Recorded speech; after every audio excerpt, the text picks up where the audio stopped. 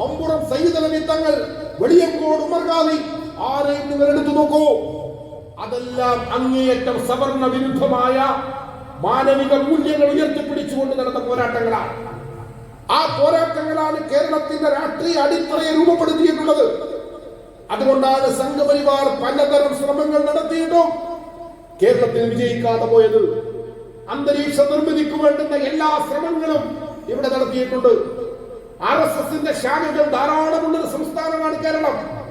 പക്ഷേ കേരളത്തിലെ ജനങ്ങളുടെ ഉയർന്ന ജാഗ്രത അതിനെയെല്ലാം പ്രതിരോധിക്കുന്നതും ദുർബലപ്പെടുത്തുന്നതുമായിരുന്നു. അതുകൊണ്ട് BJPക്ക് വിജയിക്കാൻ കഴിഞ്ഞിട്ടില്ല, RSSന് മുന്നോട്ട് പോകാൻ കഴിഞ്ഞിട്ടില്ല. എന്നാൽ കഴിഞ്ഞ 10-15 വർഷമായി കേരളത്തിന്റെ അന്തരീക്ഷത്തിൽ മാറ്റങ്ങൾ തുടങ്ങി. ഈ വിദ്വേഷ പ്രചാരണങ്ങൾക്ക് അനുകൂലമായ മനോഭാവം സ്വീകരിക്കുന്നവർ കേരളത്തിലും ഉണ്ടായി തുടങ്ങി. അവരെവിടെ നിന്നാണ് വന്നത്? ഇന്ത്യയിൽ സംഘപരിവാർ ഈ പ്രചാരണം നടത്തുമ്പോൾ ആ പ്രചാരണത്തെ പ്രതിരോധിക്കാൻ ബാധ്യതയുണ്ടായിരുന്നത് ഇന്ത്യയിലെ മതേതര പ്രസ്ഥാനങ്ങൾക്കായിരുന്നു. അവർ പ്രതിരോധിക്കണമായിരുന്നു, അവർ ചോദ്യം ചെയ്യണമായിരുന്നു. നിങ്ങൾ രാമക്ഷേത്രത്തെ മുൻനിർത്തിക്കൊണ്ട് നടക്കുന്ന ഈ ധ്രുവീകരണത്തിന്റെ ലക്ഷ്യം വിശ്വാസമല്ല, ദൈവികതയല്ല, ആരാധനയല്ല, അതൊരു വംശീയ രാഷ്ട്രീയ പദ്ധതിയാണെന്ന് തുറന്നു പറയാൻ ഇന്ത്യയിലെ രാഷ്ട്രീയ പ്രസ്ഥാനങ്ങൾ തയ്യാറായില്ല. അവർ സംഘപരിവാർ ഉണ്ടാക്കിയെടുത്ത ഈ വ്യാജ പ്രചാരണത്തിന്റെ അനുകൂലികളായി മാറി. സംഘപരിവാറിന്റെ രാമക്ഷേത്ര നിർമ്മാണത്തിലേക്ക് എന്റെയും വക ഒരു സംഭാവന എന്ന് പറയുന്നിടത്തേക്ക് ഇന്ത്യയിലെ മതനിരപേക്ഷ രാഷ്ട്രീയ പ്രസ്ഥാനങ്ങൾ എത്തിയെടുത്താണ് BJP വിജയിച്ചു തുടങ്ങിയത്.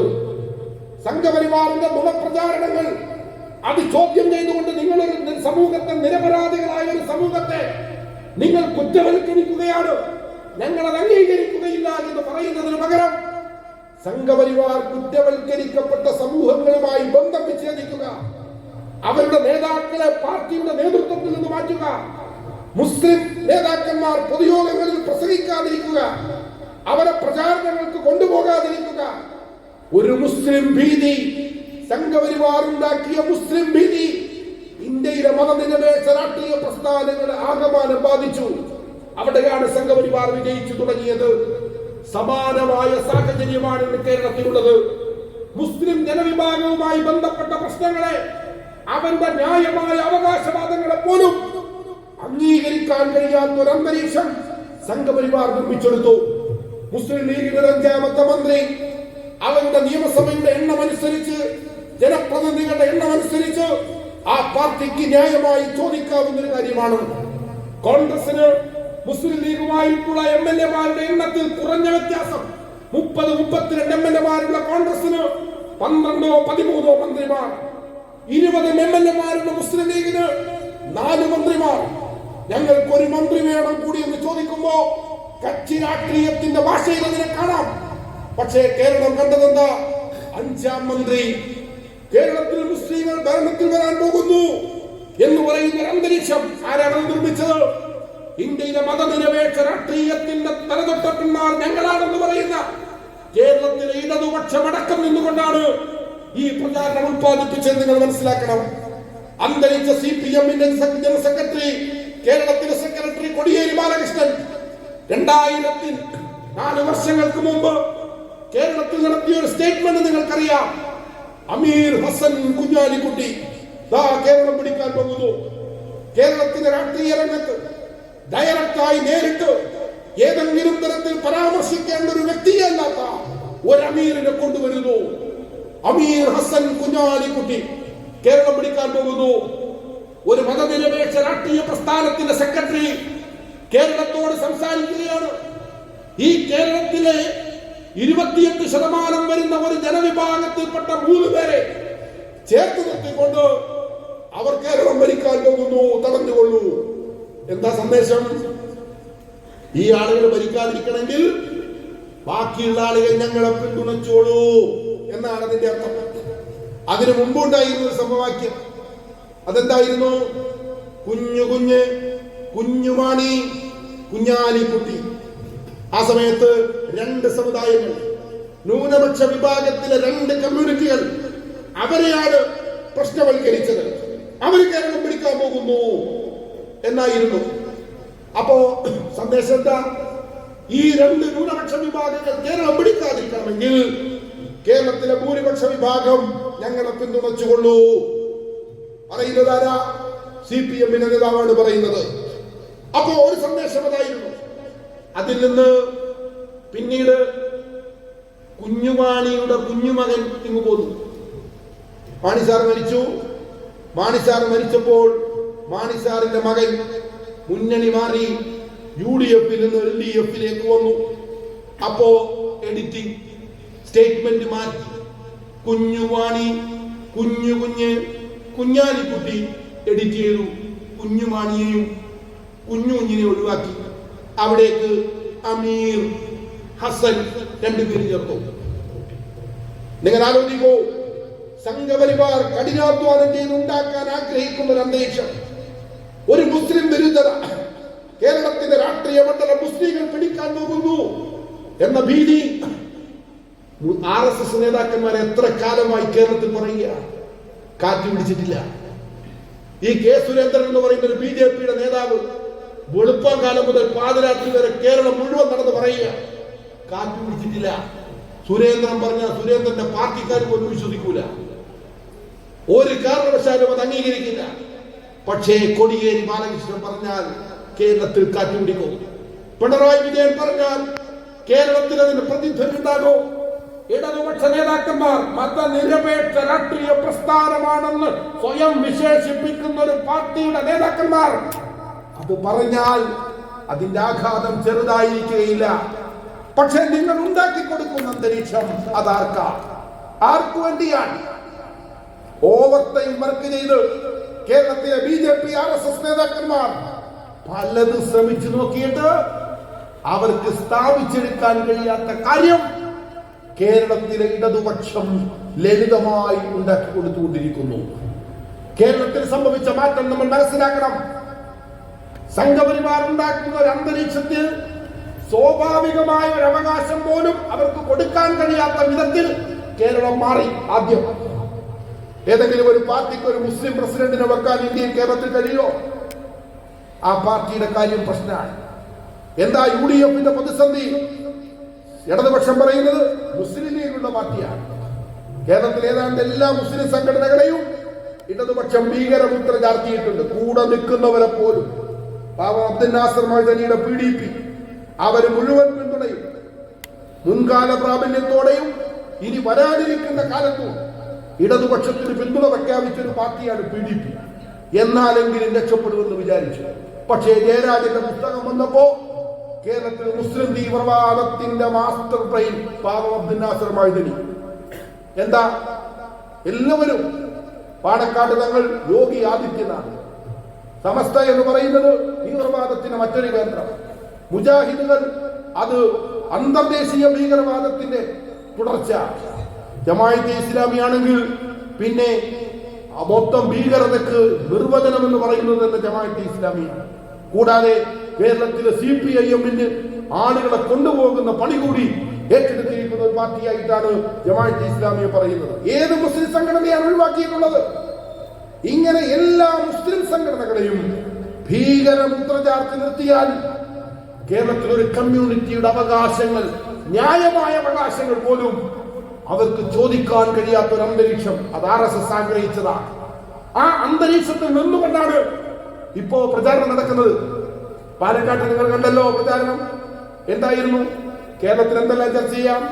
8 കൊല്ലമായി ഭരിക്കുന്ന സംസ്ഥാന സർക്കാർ, 10 കൊല്ലമായി ഭരിക്കുന്ന കേന്ദ്ര ഗവൺമെന്റ്, മുണ്ടക്കയിലും ചൂരൽമലയിലും 400ഓളം മനുഷ്യർ ദുരന്തത്തിൽ ഒലിച്ചുപോയ ഒരു നാട്, അവരുടെ പുനരധിവാസം, അതിന് 5 പൈസ കേന്ദ്രം കൊടുത്തിട്ടില്ല. എന്താ നിങ്ങൾ പൈസ തരാത്തത്? നിങ്ങൾ അവിടെ ഇവിടെ എല്ലാം കൊണ്ട് കൊടുക്കുന്നുണ്ടല്ലോ. നിങ്ങൾ മഹാരാഷ്ട്രക്ക് കൊടുത്തു, ആന്ധ്രക്ക് കൊടുത്തു, ബീഹാറിന് കൊടുത്തു, വടക്ക് കിഴക്കൻ സംസ്ഥാനങ്ങൾക്ക് കൊടുത്തു.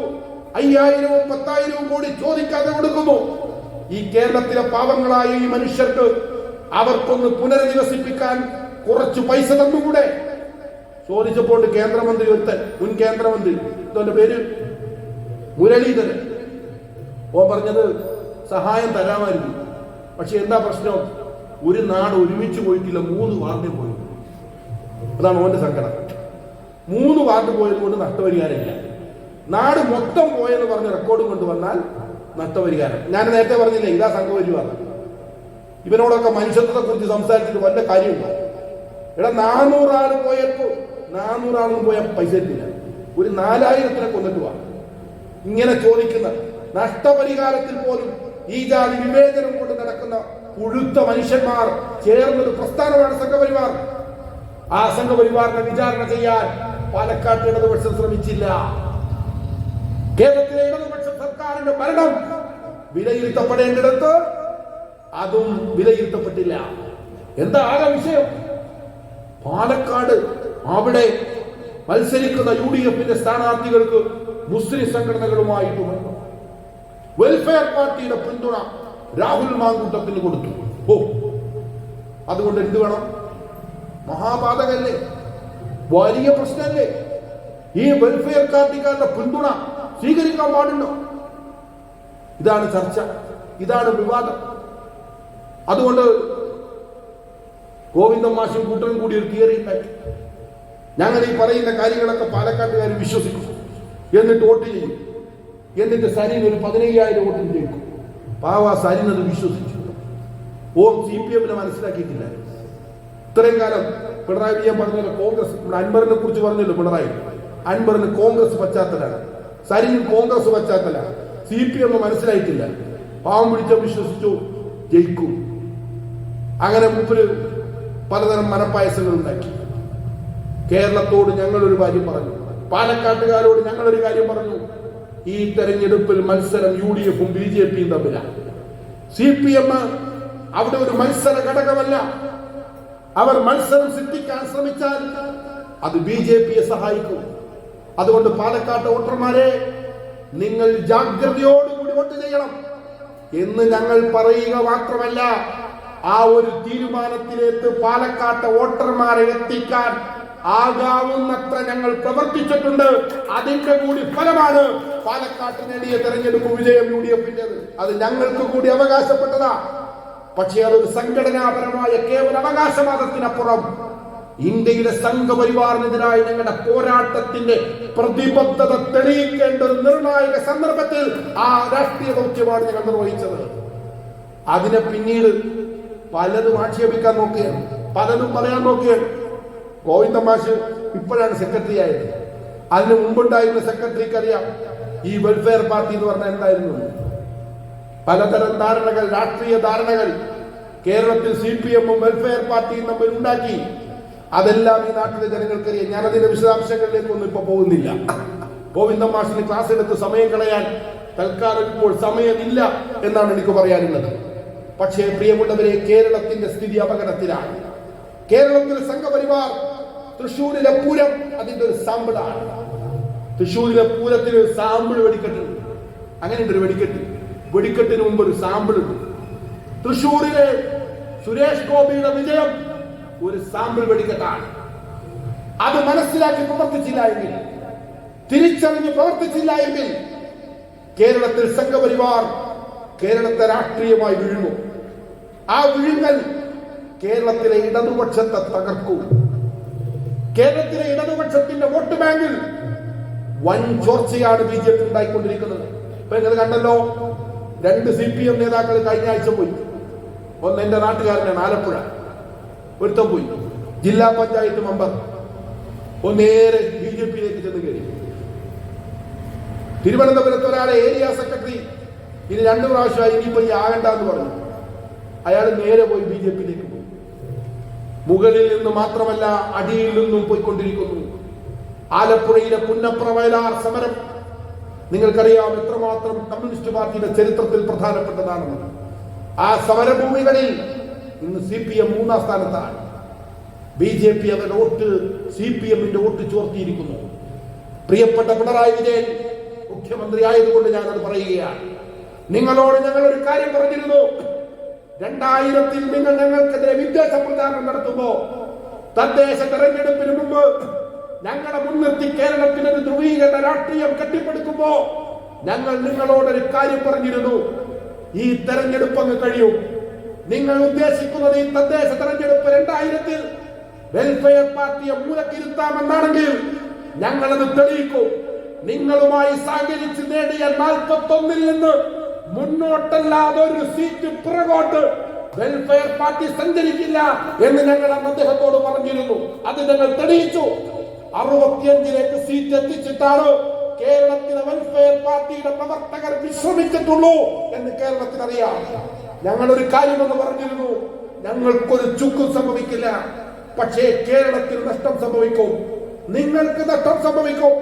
കേരളത്തിന്റെ സാമൂഹ്യ ഘടനയെ ദുർബലപ്പെടുത്തുന്ന ഈ വിദ്വേഷ പ്രചാരണങ്ങളുടെ ഗുണഭോക്താവായി സംഘപരിവാർ മുന്നോട്ട് വരും. ഇത് മനസ്സിലാക്കാനുള്ള വിവേകം പിണറായി വിജയൻ ഉണ്ടാകണം എന്ന് ഞങ്ങളത് പറഞ്ഞിരുന്നു. നിങ്ങൾ മനസ്സിൽ നോക്കൂ, ആ പറഞ്ഞിടത്ത് നിന്ന് നാളുകളുടെ പൂർത്തിയാകുന്നതിന് മുമ്പാണ് തൃശ്ശൂരിൽ നിന്ന് സുരേഷ് ഗോപി ജയിച്ചു പോകുന്നത്. സുരേഷ് ഗോപി തൃശ്ശൂരിലെ പാർലമെന്റ് അംഗമായത് അദ്ദേഹത്തിന്റെ മിടുക്കോ പാർട്ടിയുടെ മിടുക്കോ കൊണ്ടല്ല എന്ന് നിങ്ങൾക്കറിയാം. MR അജിത് കുമാർ എന്ന് പറയുന്ന കേരള പോലീസിലെ ഒരു ഉന്നത ഉദ്യോഗസ്ഥൻ, അദ്ദേഹത്തിന്റെ അവിടുത്തെ പ്രവർത്തനങ്ങൾ എല്ലാം നമുക്കറിയാം. അന്വേഷണം ഇപ്പൊ എത്തിയില്ലല്ലോ. അജിത് കുമാറിനെ അന്വേഷിക്കാൻ 3 കമ്മിറ്റിയാണ്. അജിത് കുമാർ ഹൊസബല്ലയെ കണ്ടത്, Ajith Kumar law and order കൈകാര്യം ചെയ്തത്, അജിത് കുമാർ വരവിൽ കവിഞ്ഞ് സമ്പാദിച്ചത് അന്വേഷിക്കാൻ 3 IPS-കാർ. എവിടെ അന്വേഷണം? എവിടെ റിപ്പോർട്ട്? 6 മാസമായിട്ട് പൂരം കലങ്ങിയത് കണ്ടുപിടിക്കാൻ പറ്റിയിട്ടില്ല. എന്തുകൊണ്ടാണ് ഈ സാധനം കലക്കിയത്? പെരിയാർ പണ്ട് കലങ്ങാറുണ്ട്. പെരിയാർ ഇടക്കിടക്ക് കലങ്ങുമ്പോ നമ്മുടെ ഏജൻസികൾ വരും. ഏതാണ്? മലിനീകരണ നിയന്ത്രണ ബോർഡ്. പെരിയാർ ചുവന്നൊഴുകും, പെരിയാർ മഞ്ഞ നിറത്തിലൊഴുകും, പെരിയാർ കറുത്തൊഴുകും.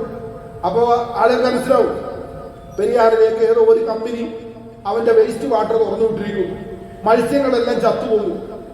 അവസാനം മലിനീകരണ നിയന്ത്രണ ബോർഡ് വന്നിട്ട് പരിശോധിക്കും, വെള്ളമൊക്കെ എടുത്തോണ്ട് പോകും. എന്നിട്ട് അവസാനം ഒരു റിപ്പോർട്ട് വരും. എന്താണെന്നറിയാമോ? ഈ മത്സ്യങ്ങൾ ചത്തത് വെള്ളത്തിന്റെ ആന്തരിക സമ്മർദ്ദം കൊണ്ട് ഹൃദയസ്തംഭനത്തിൽ മരിച്ചതാണ്. ഇങ്ങനെ റിപ്പോർട്ട് വരുന്നത്. എന്നിട്ട് ഏറ്റവും നല്ല മലിനീകരണം നടത്തിയ CMRL ആ വർഷത്തെ ഏറ്റവും നല്ല മലിനീകരണ നിയന്ത്രണത്തിനുള്ള അവാർഡ് കൊടുക്കും. ഇതാണ് പിണറായി വിജയന്റെ അജിത് കുമാറിനുള്ള അന്വേഷണ കമ്മീഷൻ.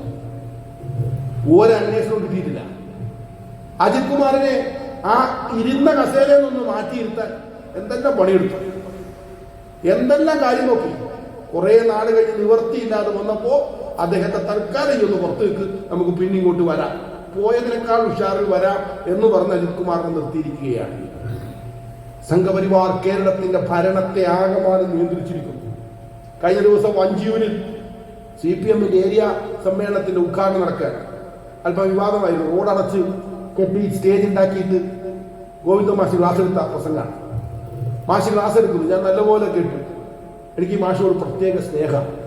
കാരണം ഇക്കണ്ട പണിയെല്ലാം നടത്തിയ ഒരു പാർട്ടിയെ പൊതുജന മധ്യത്തിൽ ഇറങ്ങി നിന്ന് ന്യായീകരിക്കുക എന്ന് പറയുന്ന കഷ്ടപ്പെട്ട ജോലി ചെയ്യുന്ന ഒരു മനുഷ്യനോട് സ്നേഹവും കരുണയും അല്ലാതെ വേറൊന്നും ഇല്ലാത്തത് കൊണ്ട് എനിക്ക് മാഷിനോട് ഭയങ്കര ഇഷ്ടമാണ്.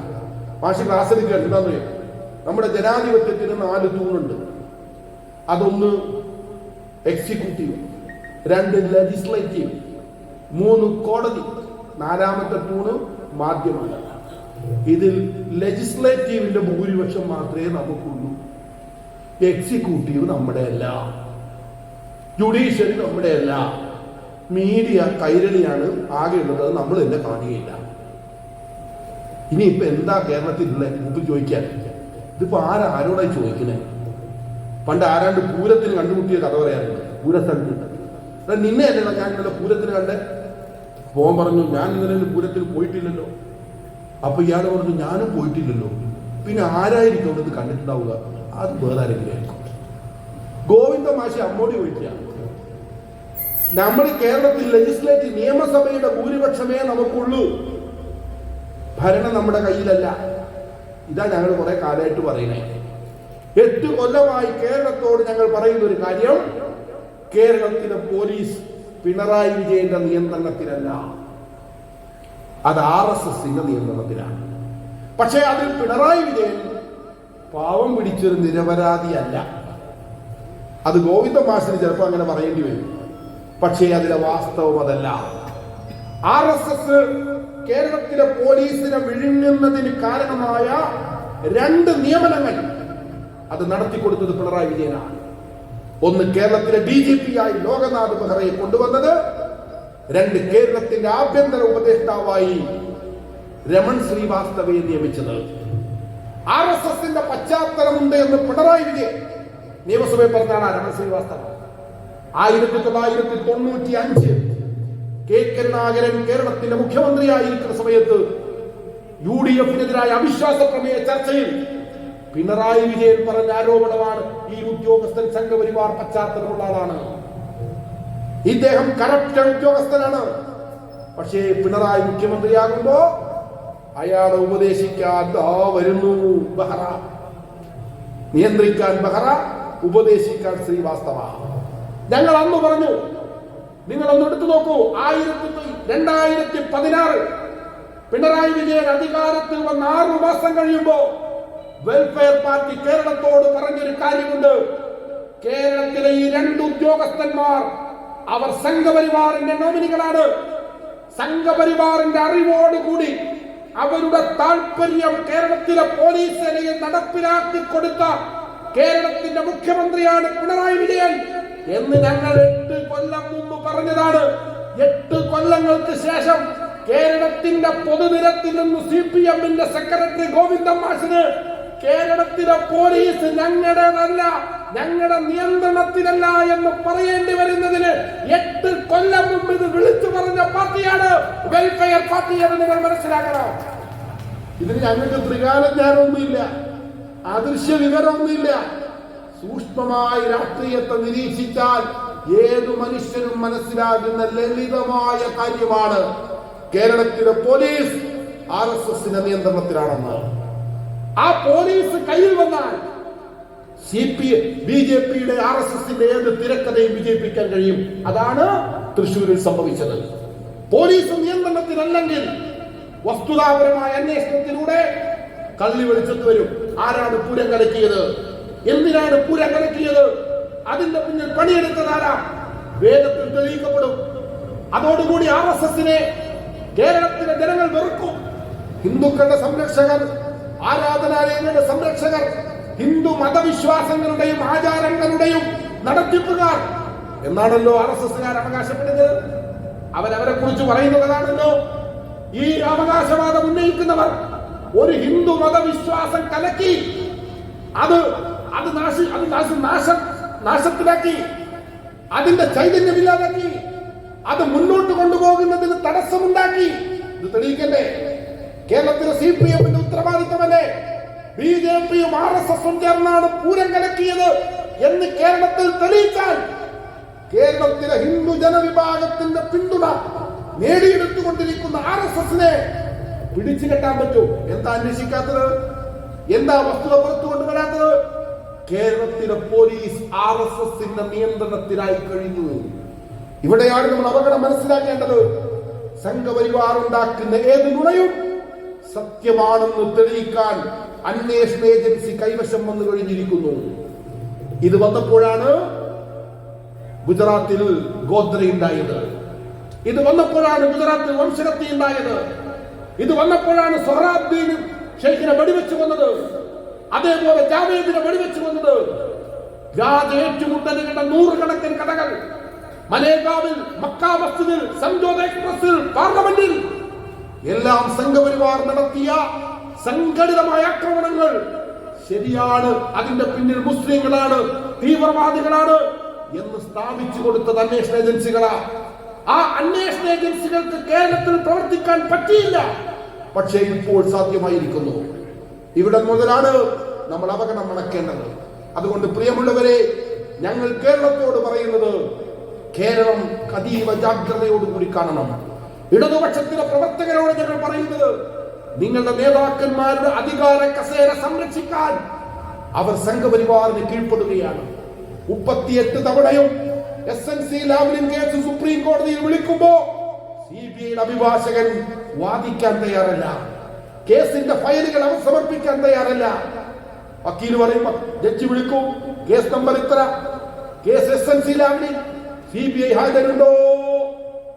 വക്കീൽ വരെ ഹാജരുണ്ട്, പക്ഷേ പേപ്പറില്ല, പേനയില്ല, ഫയലില്ല. 38 തവണയാണ് കേസ് മാറ്റിവെച്ചിരിക്കുന്നത്. പിണറായി വിജയന് BJP-യുടെ സംരക്ഷണമുണ്ട്. അതേപോലെ തന്നെ എക്സാലോജിക്കൽ കേസിൽ പെട്ടുപോകാൻ അപകടമുള്ള സാധ്യതകൾക്ക് രക്ഷപ്പെടാൻ പറ്റും. കരിവന്നൂരും കൊടകരയും വെച്ചു മാറാൻ പറ്റും. BJP-യുടെ ജില്ലാ ഓഫീസിലെ സെക്രട്ടറി പറഞ്ഞത് 8 കോടി രൂപ ചാക്കിന് കൊണ്ടുവന്നു. തലച്ചോടായി ആഫീസിൽ ഇങ്ങനെ കൊണ്ടുവന്ന് അടക്ക അടുക്കി വെക്കുന്നത് പോലെ നോട്ടടുക്കി വെച്ചു. BJP കേരള പോലീസ് പിടിച്ചോ? കള്ളപ്പണല്ലേ? പിടിക്കണ്ടേ? BJP-യുടെ കള്ളപ്പണം പിടിക്കാൻ ഒരു ഉത്സാഹവും ഇല്ല. പാലക്കാട്ട് എന്താണ് ഒരു പെട്ടി ഉണ്ടെങ്കിൽ പിടിച്ചോട്ട് പോട്ടെ. ഞങ്ങൾ ആരുടെയും ഒരു മുന്നണിയുടെയും ഭാഗമല്ല. ആരുടെയും രാഷ്ട്രീയമായ വ്യതിചലനങ്ങൾ സംരക്ഷിക്കേണ്ട ഉത്തരവാദിത്വവും ഞങ്ങൾക്കില്ല. പക്ഷേ നിങ്ങളുടെ ജാഗ്രത ഏറ്റവും കൂടുതൽ കാണേണ്ടിടത്ത് ഞങ്ങൾ കാണുന്നില്ല. കള്ളപ്പണത്തിന്റെ പേരിൽ BJP-യുടെ പ്രസിഡന്റിനെ നിങ്ങൾക്ക് ചോദ്യം ചെയ്യാം, കേസെടുക്കാം, നടപടി സ്വീകരിക്കാം. പക്ഷേ സുരേന്ദ്രനെതിരെ മിണ്ടുന്നില്ല. എന്തെല്ലാം തരത്തിലുള്ള ആനുകൂല്യങ്ങൾ! ഈ ഒത്തുതീർപ്പിന് വേണ്ടി കേരളത്തിലെ ഇടതുപക്ഷ പ്രവർത്തകരെ നിങ്ങൾ ഈ സംസ്ഥാനത്തെ ജനങ്ങളുടെ ജീവിതത്തെയാണ് തകർക്കുന്നത്. അത് പ്രവർത്തകർ മനസ്സിലാക്കണം.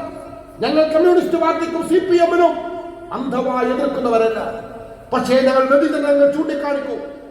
ഒരു വലിയ അപകടകരമായ മാറ്റം CPM-ന് സംഭവിച്ചിരിക്കുന്നു. സംഘപരിവാർ ഉണ്ടാക്കിയ ഇസ്ലാമോഫോബിയയുടെ സമ്മർദ്ദത്തിൽപ്പെട്ട് നിലപാട് സ്വീകരിക്കുന്ന ഒരു നിർബന്ധിതാവസ്ഥ ഇന്ത്യയിൽ എല്ലാ പാർട്ടികൾക്കുമുണ്ട്. കോൺഗ്രസിനുണ്ട്, മുസ്ലിം ലീഗിനുണ്ട്, CPM-നുണ്ട്. എല്ലാ പാർട്ടികളും സംഘപരിവാർ ഉണ്ടാക്കിയ ഇസ്ലാമോഫോബിയയുടെ അന്തരീക്ഷത്തിൽ ആ സമ്മർദ്ദത്തിന് കീഴ്പ്പെട്ട് പ്രവർത്തിക്കുന്നവരാണ്. ഞങ്ങൾക്കത് അക്കാര്യത്തിൽ വ്യക്തതയുണ്ട്. പക്ഷെ അതൊരു ഭാഗമാണ്. അവിടെ നിന്നും കടന്നു ഇസ്ലാമോഫോബിയ നിർമ്മിക്കുക എന്ന അടുത്ത ഘട്ടത്തിലേക്ക് കേരളത്തിലെ CPM പ്രവേശിച്ചിരിക്കുന്നു. ഇത് ഡേഞ്ചറാണ്. ഇസ്ലാമോഫോബിയയുടെ അന്തരീക്ഷത്തിന്റെ സമ്മർദ്ദത്തിൽ പ്രവർത്തിക്കുന്നതോ ഇസ്ലാമോഫോബിയ നിർമ്മിച്ച് വോട്ട് രാഷ്ട്രീയം നേടിയെടുക്കാൻ വിജയിക്കാനുള്ള ശ്രമവും രണ്ടാണ്. കേരള CPM ഈ ഘട്ടത്തിലേക്ക് പ്രവേശിച്ചിരിക്കുന്നു. അവിടെയാണ് ഞങ്ങൾ എതിർക്കുന്നത്. അവിടെയാണ് ഞങ്ങൾ ശക്തമായി വിമർശിക്കുന്നത്. അത് കേരളത്തിലെ സഖാക്കളോടുള്ള ഞങ്ങളുടെ എതിർപ്പല്ല. അവരോട് ഞങ്ങൾക്ക് അഭ്യർത്ഥിക്കാനുള്ളത്, നിങ്ങൾ വസ്തുതകൾ മനസ്സിലാക്കണം. ഈ പോക്കെങ്ങോട്ടേക്കാണ്? നിങ്ങൾ അടിത്തറ മാന്തിപ്പോകുന്ന 2 സംസ്ഥാനങ്ങൾ നിങ്ങൾക്കറിയാം, ബംഗാളും ത്രിപുരയും. അത് കേരളത്തിലും സംഭവിക്കും. സംഭവിക്കാതിരിക്കണമെങ്കിൽ നിങ്ങളുടെ രാഷ്ട്രീയമായ ജാഗ്രത ഉണർന്ന് പ്രവർത്തിക്കേണ്ട സമയമാണ്. ഈ രീതിയിലുള്ള ഒരു രാഷ്ട്രീയ പ്രതിരോധം കേരളത്തിന്റെ മണ്ണിൽ വളർത്തിക്കൊണ്ടുവരിക എന്നതാണ് നമുക്കുള്ള ബാധ്യത. പ്രിയമുള്ളവരെ, സാമൂഹ്യ നീതിയുടെ രാഷ്ട്രീയവുമായി വെൽഫെയർ പാർട്ടി മുന്നോട്ടാണ്. അടിച്ചമർത്തപ്പെടുന്ന ജനവിഭാഗങ്ങളുടെ പക്ഷത്ത് ഞങ്ങൾ അണിചേരും. അതിലൊരു മാറ്റവുമില്ല. അതേത് വിഭാഗമായാലും. ഒരുപക്ഷെ ഇന്ത്യയിലെ മുസ്ലിങ്ങളെ കുറിച്ച് വെൽഫെയർ പാർട്ടി കൂടുതൽ സംസാരിക്കുന്നു എന്ന ആക്ഷേപം ചിലർക്കുണ്ടാകാം. അത് ഇന്ത്യയിലെ ഇപ്പോഴത്തെ രാഷ്ട്രീയ യാഥാർത്ഥ്യം അതായതുകൊണ്ടാണ്. ഇന്ത്യയിലെ ഭരണകൂട വേട്ടയ്ക്ക് ഏറ്റവും കൂടുതൽ വിധേയമാകുന്ന സമൂഹം ഇന്ത്യയിലെ മുസ്ലിം സമൂഹമായതുകൊണ്ടാണ്. ഞങ്ങൾ ഏതെങ്കിലും ഒരു പ്രത്യേക സമൂഹത്തെയല്ല ഞങ്ങൾ പ്രതിനിധീകരിക്കുന്നത്. ഞങ്ങൾ സാമൂഹ്യ നീതി എന്ന് പറയുന്ന ആശയത്തെയാണ്. ആ നീതി നിഷേധിക്കപ്പെടുന്നവർ ആരാണോ അവരുടെ കൂടെ ഞങ്ങൾ ഉണ്ടാകും. അത് ഇന്ത്യയിലെ ദളിതരുണ്ട്, ഇന്ത്യയിലെ ആദിവാസികളുണ്ട്, ഇന്ത്യയിലെ ന്യൂനപക്ഷ വിഭാഗങ്ങളുണ്ട്, ഇന്ത്യയിലെ കർഷകരുണ്ട്, ഇന്ത്യയിൽ അടിച്ചമർത്തപ്പെടുന്ന സ്ത്രീ ജനവിഭാഗങ്ങളുണ്ട്. ആ ജനവിഭാഗങ്ങളുടെ എല്ലാ അവകാശങ്ങൾക്കും വേണ്ടിയാണ് വെൽഫെയർ പാർട്ടി പ്രവർത്തിച്ചു കൊണ്ടിരിക്കുന്നത്. ഞങ്ങളുടെ ശബ്ദം എത്ര നേർത്തതാണെങ്കിലും അതെത്ര ചെറുതാണെങ്കിലും ഈ രാഷ്ട്രീയ ദൗത്യവുമായി ഇപ്പോഴുള്ളതിനേക്കാൾ കരുത്തോടുകൂടി ഈ പാർട്ടി മുന്നോട്ട് പോവുക തന്നെ ചെയ്യും എന്ന് ഈ നാടിനെ ഞാൻ അറിയിക്കാൻ ആഗ്രഹിക്കുകയാണ്. അതുകൊണ്ട് പ്രിയമുള്ളവരെ, നമ്മുടെ നാടിനെ നീതിയിലും ന്യായത്തിലും നിലനിൽക്കുന്ന ഒരു നാടാക്കി മാറ്റണമെങ്കിൽ യോജിച്ച് പോരടിക്കണം. അനൈക്യം ഉണ്ടാകാൻ പാടില്ല. യോജിപ്പിന്റെ സന്ദർഭമാണ്. മുനമ്പം കൂടി പറഞ്ഞുകൊണ്ട് ഞാൻ അവസാനിപ്പിക്കാം. കേരളത്തിൽ ഇപ്പോൾ സംഘപരിവാർ മുനമ്പം കത്തിക്കാൻ ശ്രമിക്കുകയാണ്. മുനമ്പം തീർച്ചയായും ഒരു സങ്കീർണ പ്രശ്നമാണ്. മുനമ്പത്തേത് വഖഫ് ഭൂമിയാണ് എന്ന കാര്യത്തിൽ ഒരു തർക്കവുമില്ല. കേരളത്തിന്റെ പ്രതിപക്ഷ നേതാവ് VD സതീശന്റെ മുനമ്പം വഖഫ് ഭൂമിയല്ല എന്ന നിലപാട് വെൽഫെയർ പാർട്ടി അംഗീകരിക്കുന്നില്ല. അത് മുനമ്പം വഖഫ് ഭൂമി തന്നെയാണ്. കാരണം ഒരു വഖഫ് പ്രോപ്പർട്ടി അല്ല എന്ന് താൽക്കാലികമായ ലാഭത്തിന് വേണ്ടി ഒരു തീരുമാനമെടുത്താൽ അത് ഇന്ത്യയിൽ മുഴുവൻ നടന്നുകൊണ്ടിരിക്കുന്ന വഖഫ് കേസുകളെ പ്രതികൂലമായി ബാധിക്കും. അത് ഇന്ത്യയിലെ മുസ്ലിം സമൂഹത്തിന്റെ സ്ഥാപനങ്ങളുടെ നിലനിൽപ്പിന് ആധാരമായ വഖഫ് ഭൂമിയുടെ നിലനിൽപ്പിന് വലിയ ആഘാതം ഉണ്ടാക്കും. അതുകൊണ്ട് ഒരു പ്രശ്നം പരിഹരിക്കാൻ വേണ്ടി ഒരു അടിസ്ഥാന തത്വത്തെ ദുർബലപ്പെടുത്തുന്ന നിലപാട് ആരുടെ ഭാഗത്തു നിന്നും സ്വീകരിക്കാൻ പാടില്ല. അതേസമയം മുനമ്പത്ത് താമസിക്കുന്ന ജനങ്ങൾ അവരെ അവിടെ നിന്നും ഇറക്കി വിട്ടുകൊണ്ട് അവരെ അവിടെ നിന്ന് കുടിയൊഴിപ്പിച്ചുകൊണ്ടല്ല ആ പ്രശ്നത്തിന് പരിഹാരം ഉണ്ടാക്കേണ്ടത്. നിയമത്തിന്റെ പരിധിക്കുള്ളിൽ നിന്നുകൊണ്ട് കോടതിയുടെ മേൽനോട്ടത്തിൽ ഭരണകൂടത്തിന്റെ മുഖ്യമായ കയ്യിൽ ഈ പ്രശ്നത്തിന് പരിഹാരം ഉണ്ടാക്കിക്കൊണ്ട് മുനമ്പം പ്രശ്നം പരിഹരിക്കാൻ കഴിയണമെന്നാണ് വെൽഫെയർ പാർട്ടിയുടെ നിലപാട്. ഒരുമിച്ചിരുത്താൻ കഴിയണം. പക്ഷേ കേരളത്തിലെ ഇടതുപക്ഷ സർക്കാർ അവരുടെ ഇപ്പോഴത്തെ ഗെയിം പ്ലാനിന്റെ ഭാഗമായി മുനമ്പത്തെയും ഉപയോഗിക്കുകയാണോ എന്ന് സംശയിക്കേണ്ടിയിരിക്കുന്നു. ഉപതെരഞ്ഞെടുപ്പ് നടക്കുന്നത് വരെ മുനമ്പത്ത് ഒരു ഇടപെടലും നടത്തിയില്ല, ഒരക്ഷരവും മിണ്ടിയില്ല. ഉപതെരഞ്ഞെടുപ്പ് കഴിഞ്ഞപ്പോ വഖഫ് മന്ത്രി മലപ്പുറത്തുകാരനായ അബ്ദുറഹിമാൻ പറഞ്ഞു, ഞങ്ങളാകെ 12 പേർക്ക് നോട്ടീസ് കൊടുത്തിട്ടുള്ളൂ. ആ 12 പേരും അവിടുത്തെ വൻകിട കയ്യേറ്റക്കാർ, റിസോർട്ടിന്റെ മകളാണ്. അവർക്കാണ് നോട്ടീസ്. താമസിക്കുന്ന സാധാരണക്കാരായ ജനങ്ങൾക്ക് ഒരു നോട്ടീസും വഖഫ് ബോർഡ് ഇഷ്യൂ ചെയ്തിട്ടില്ല. എന്റെ അബ്ദുറഹ്മാൻ 2 മുമ്പ് പറഞ്ഞ പാലക്കാട് വോട്ട് കുറയും, ചേലക്കര വോട്ട് കുറയും, വയനാട്ടിൽ വോട്ട് കുറയും. ഇതാ ഞങ്ങൾ പറയുന്നത്. താൽക്കാലികം പിണറായി വിജയന്റെ എപ്പോഴത്തെ ഒരു പ്രസംഗമുണ്ട്. എന്താണ്? 4 വോട്ടിന് വേണ്ടി നിലപാടുകൾ തള്ളിക്കളയുന്നത്. ഈ ക്ലാസ് ഗ്രൂപ്പിൽ സ്വയം ഒന്ന് എടുക്കണം. ആരാണ് ഈ 4 വോട്ടിന് വേണ്ടി നിലപാടുകൾ വിട്ട് കളിക്കുന്നത്? ഇങ്ങനെ താൽക്കാലിക ലാഭത്തിന് വേണ്ടി മിണ്ടാതിരുന്നത്. ഈ മിണ്ടാതിരിക്കൽ 2000 നടത്തി. ന്യൂനപക്ഷാവകാശങ്ങൾ ഒരു വിഭാഗം കൊണ്ടുപോകുന്നു. മദ്രസാധ്യാപകർക്ക് കേരള ഖജനാവിൽ 7000 കോടി രൂപ വർഷം കൊടുക്കുന്നു. ഈ നുണ പ്രചരിച്ചുകൊണ്ടിരിക്കുമ്പോ പിണറായി വിജയൻ ഒരു മിണ്ടാട്ടില്ല. കേരളത്തിൽ അന്ന് ന്യൂനപക്ഷ വകുപ്പ് കൈകാര്യം ചെയ്യുന്നത് നമ്മുടെ വളാഞ്ചേരിയുടെ സുഹൃത്താണ് ജലീൽ. ഓനും ഇന്ത്യയില.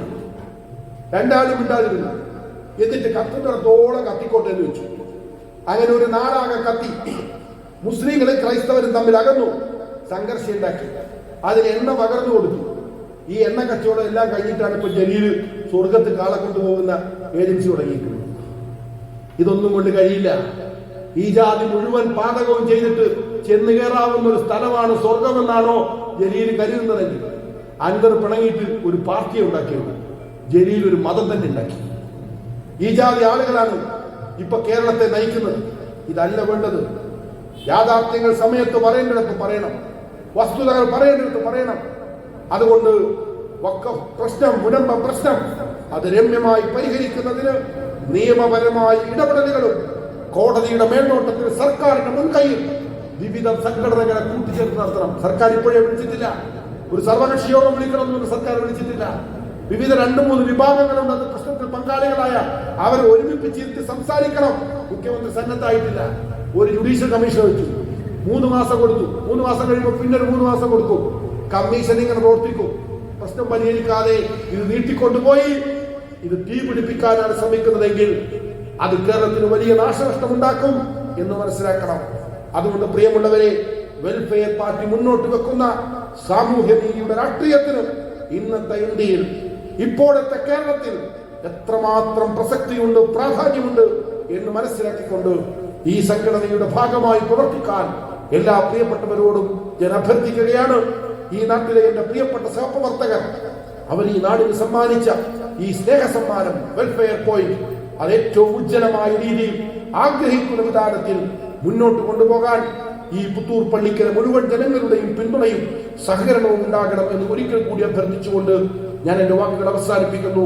അഭിവാദ്യങ്ങൾ. നന്ദി, നമസ്കാരം.